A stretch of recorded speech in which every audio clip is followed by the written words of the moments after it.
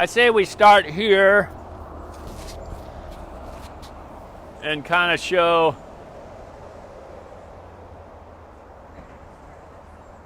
Oh, you did? Yeah, you can just... You want to introduce me? You have the mic. Oh. Hi, my name's George. I work for the Creeks Division. Today we're going to talk about Mission Creek. Mission Creek's here behind me. It doesn't look much like a creek right now because there's not any water, but for part of the year in the winter, if we get some good rains, you do get water flowing down this section of creek. The interesting thing about this section of creek is that it goes dry quicker than any other parts of Mission Creek. There's still water in the upper watershed right now, and there's still water in the lower watershed down by downtown Santa Barbara, down by the pier. You'll see water under Cabrillo if you walk down in that area.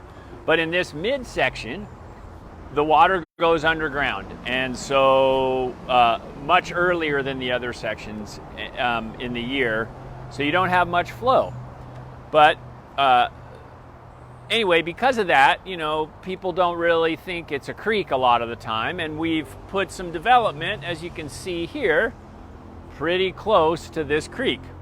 And when we get big floods, this area floods. So back in the 60s, when they built the freeway, Caltrans had this great idea that they would solve the flooding problems in this section of creek by putting the creek, realigning the creek, straightening it. It used to go over to the west side, and over where Bonet Park is, if anybody's familiar with that. And they straightened it and put it in this concrete channel that you'll get to see here. And so the concrete channel is not good for the creek for a lot of reasons. It doesn't allow the water to infiltrate into the ground. It doesn't provide as much area for trees and natural vegetation to grow on the banks because the banks are concrete. You will see some trees in this section, but as we get further down, where the concrete channel is wider and deeper, you can see how devoid of vegetation this concrete channel is. And then, so that's not very good for water quality because you don't have the shade, you don't have as much shade, and you don't have the infiltration. But also, when it flows through the concrete channel, you get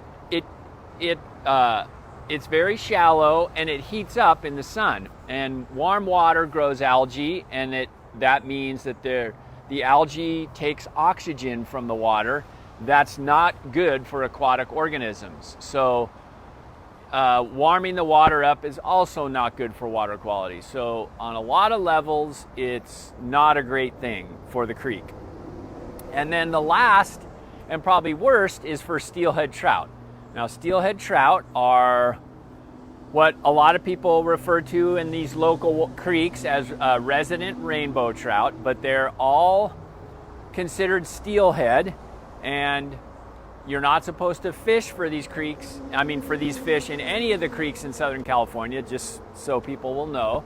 But even if it's far from the ocean, the fish all have in their genes the signal to go out to the ocean.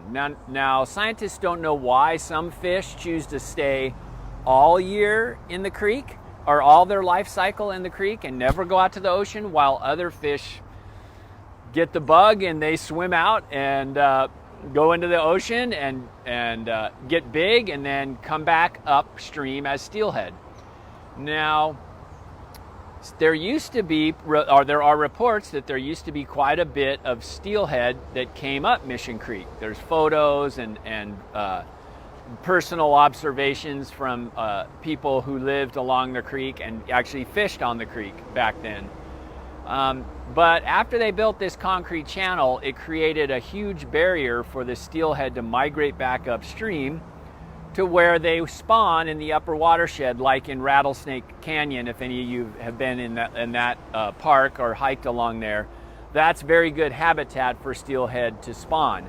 This lower area with not so much water obviously isn't a great place for steelhead to spawn. And so in the past, we don't think there was a lot of spawning going on in this midsection of the creek, but once you get above State Street or upstream of State Street, then there's more year-round water and there's better substrate, and that's probably where steelhead started to spawn all the way up as far as they could go for their natural barriers. There's some waterfalls up there that they probably couldn't get up to or get over. So we're going to walk down here.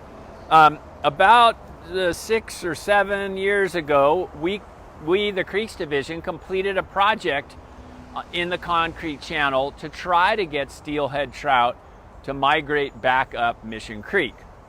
And what we did is to keep it simple, is basically cut a low flow notch so that the water, when it's flowing, would be, gotta wait for those loud motorcycles, would be both deeper and slower, because the way the channel was originally was flat all the way across, and the water would spread out, and you would need a whole lot of water in order to get the 12 inches of depth that the fish need in order to swim upstream.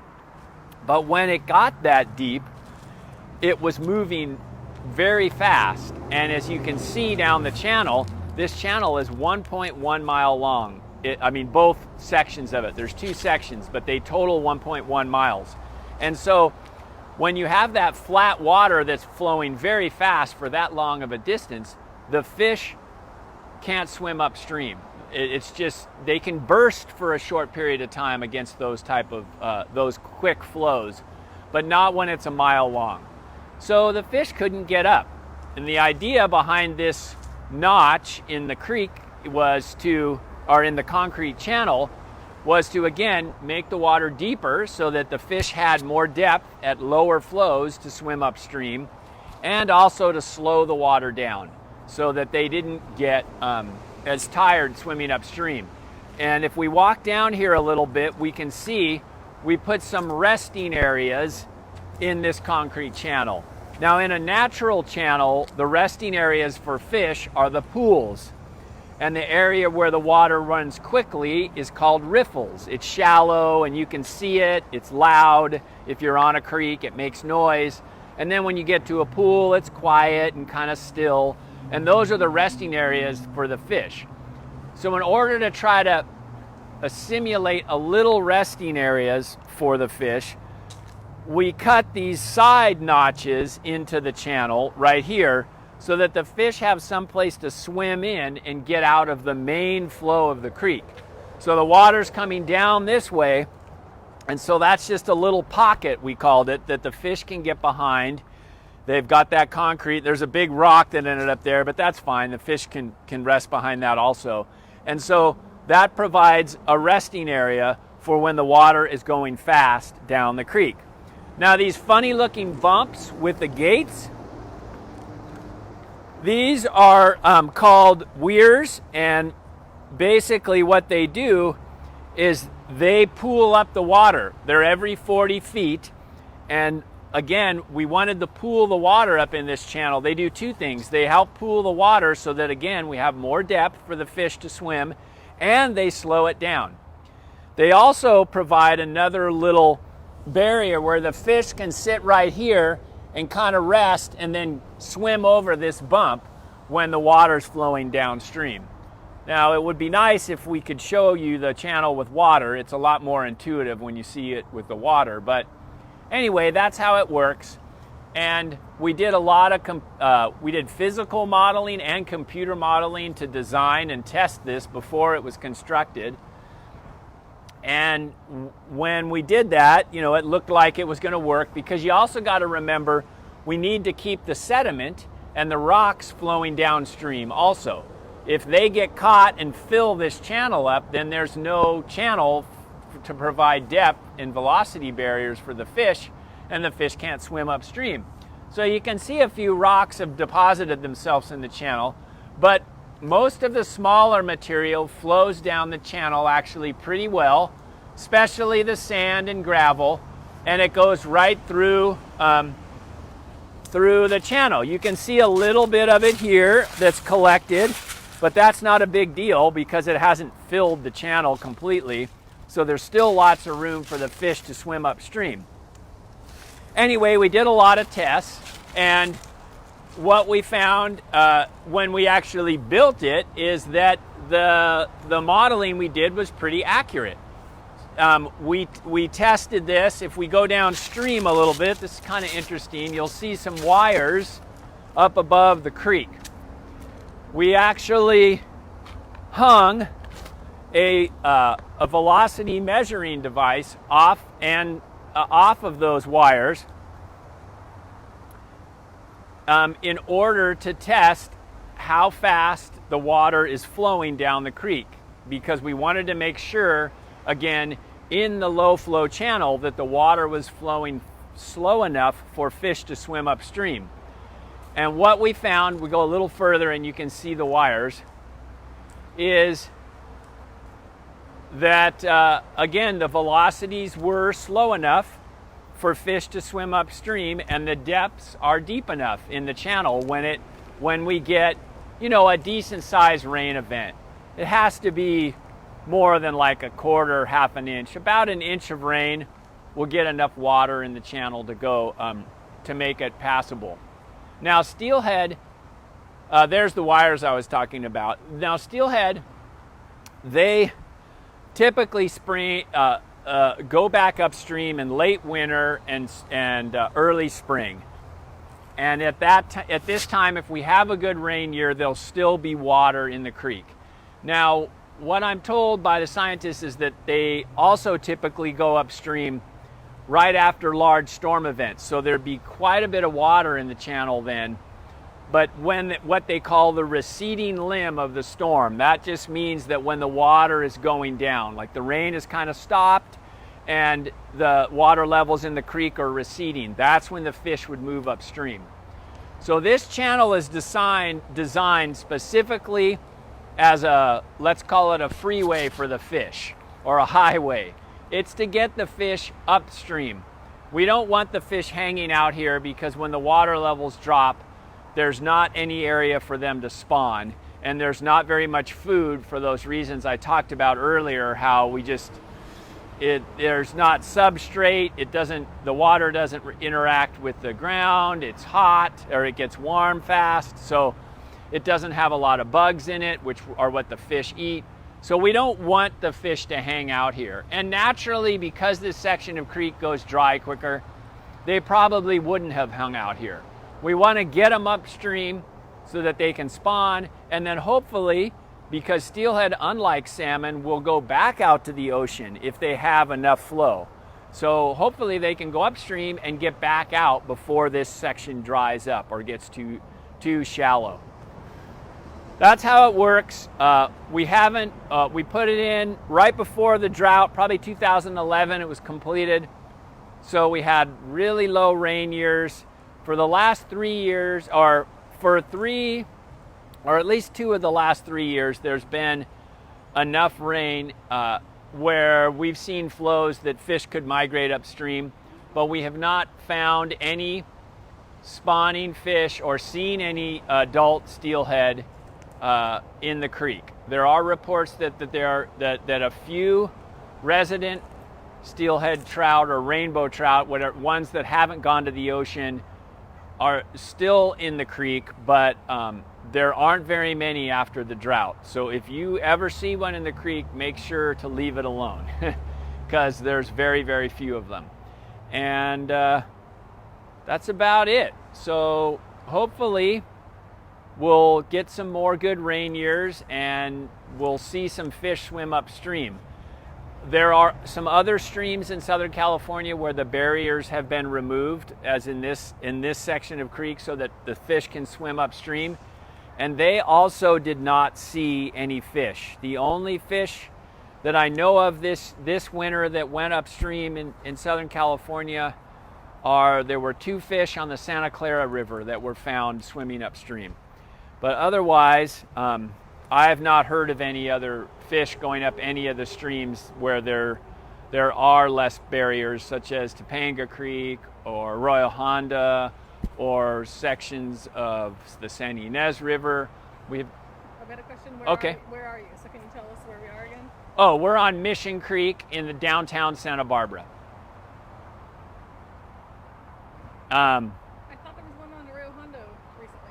I don't know. Maybe there was one on Arroyo Hondo. Hopefully there was. I don't have all the perfect information. I'm not the keeper of that knowledge, but I do hear it through the grapevine. And what I've heard is there was 2 at Santa Clara, and hopefully there's one at Arroyo Hondo. They typically get them every year, but they don't. I'm not sure if they did this year or not. And I think that's about it. You know, oh, before we built the channel, we did see about 8 out of the 10 years before the drought, we actually saw adult steelhead trapped in the pools downstream of the Caltrans Channel. That's what these concrete channels are called, because Caltrans built them to build Highway 101.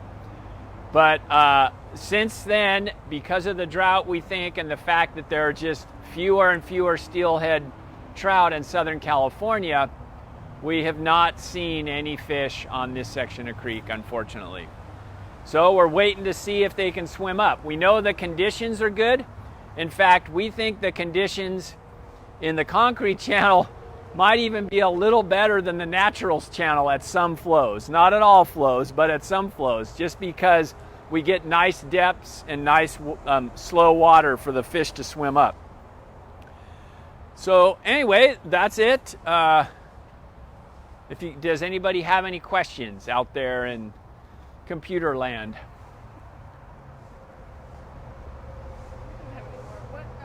you talk a little bit about steelhead and why they're important? And where? Why they're important? Steelhead? Oh, steelhead. Yeah, sure. So steelhead are important because, one, they're kind of an indicator species of the health of a creek. If you have steelhead on your creek, you typically have a healthy creek. It means that the water quality is pretty good. It means that there's water in the creek lots of the year. It means that there's probably pretty good vegetation cover along the creek channel. So for all those reasons, it kind of indicates the health of a creek. So if you have steelhead on your creek, typically the creek is in pretty good shape.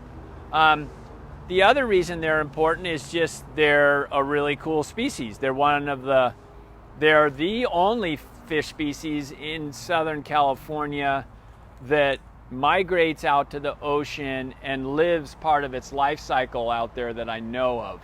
There are other fish that go into coastal lagoons and then go back out into the ocean, but not swimming upstream in the fresh water up to the, up far up the creek. So that's a really cool feature of steelhead.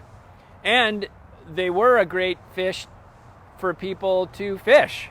But because there's so few, the only place you can do that now, I think, is in Northern California and Southern Oregon. There's still enough steelhead to fish there. But here in California, or Southern California, we kind of messed up most of our creeks, and so there just aren't hardly any steelhead left, unfortunately. So that's some of the cool things about steelhead. How fast can they swim? So they can burst up to like 8-10 feet per second. And burst means, for maybe 30 or 40 feet, they can go upstream. And I don't know how high they can jump, but I know there are barriers 5-6 feet high that steelhead have gotten over. But I don't really know the exacts on how high they can jump, and I don't know if anybody does. I don't know how much study there's been done on that. But the cool thing about southern steelhead that's maybe a little different than their northern partners is that they can tolerate warmer water. The ones in the north, it's cooler up there and there's more water, so the water's cooler. But down here, they can tolerate warmer water, and as the climate's changing, it seems like things are getting warmer. The genetic material, or the features of the fish in Southern California in their genes that allow them to live better in warmer water are important, because as the water, as if the world continues to warm in Northern California, those streams will get warmer, and they might need some of that kind of adaptation in order to tolerate those warmer water temperatures. Because really in Southern California, the water does get quite a bit warmer, and these fish are able to live, survive in pretty warm water, which is a little different than their Northern California counterparts. Can you talk about other barriers on Mission Creek? There are other barriers on Mission Creek. The next one upstream is at Highway 192, and then above that, there's the what they call the Chumash Dam in the Botanic Gardens, and that dam blocks steelhead from going upstream. The bridge at Las Canoas, where Rattlesnake Canyon Park starts, is also a barrier to fish migration, and there's a couple more in between that block are pretty significant barriers to fish. Like, you have to rate barriers, because at certain flows, if the creek is high enough, those barriers, the height of them get lower. Obviously the water rises up and they're a fixed point, and so sometimes the fish at high flows can get over them. But the idea is you want to allow the fish the biggest window of opportunity to go upstream. So you don't want them to have to wait for the biggest storm of the year, and it's only an hour that during that storm that they could actually get over the barrier, and the rest of the time the water's too low for them. So removing those barriers is also important. We're not working on that right now because we're waiting to see steelhead get up towards, they can go all the way up to Highway 192, which is past Rocky Nook Park. So there is some spawning habitat in those areas. We want to see the fish get to that point first, and then we can start spending money and working on removing the barriers further upstream. Talent. So Talent Road is another project that we did around the same time, about 2010, and it was a barrier to fish migration under the Talent Road Bridge in Oak Park, at the upstream end of Oak Park, if you've ever been there. There's concrete under the bridge, a little apron under the bridge. We notched that. It's a much smaller scale than this, but we put a little notch in it so that and some weirs so that the fish can, again, have the depth and the proper flows to swim upstream. And then downstream of it, we created some rock structures or weirs that we try to make it look natural like the creek, but they form pools, and they allow fish to swim upstream. We had to reduce the gradient, so it was a little steep coming off the bridge, and we wanted to make it more like this. And when it's a lower gradient, the water flows a little slower. It's easier for the fish to swim upstream. So that's what we did at Talent Road, and put in a bunch of native plants. And so now it's kind of hard to even tell that we did anything there unless you know a lot about creeks. But you can see the big weirs, and if you go there when it rains, you'll see 3 or 4 pools downstream of Talent Road Bridge. Those are constructed pools for fish to rest and be able to swim upstream. But that section of creek also goes pretty dry. Pretty much below State Street all the way down to Carrillo, this section of creek is very dry compared to the other sections, and it dries quicker after the end of the rainy season. So that's it, guys. I hope you liked it, and if you got any questions, I guess you can always email us at sbcreeks.com or contact us. I don't think that's an email. Thanks.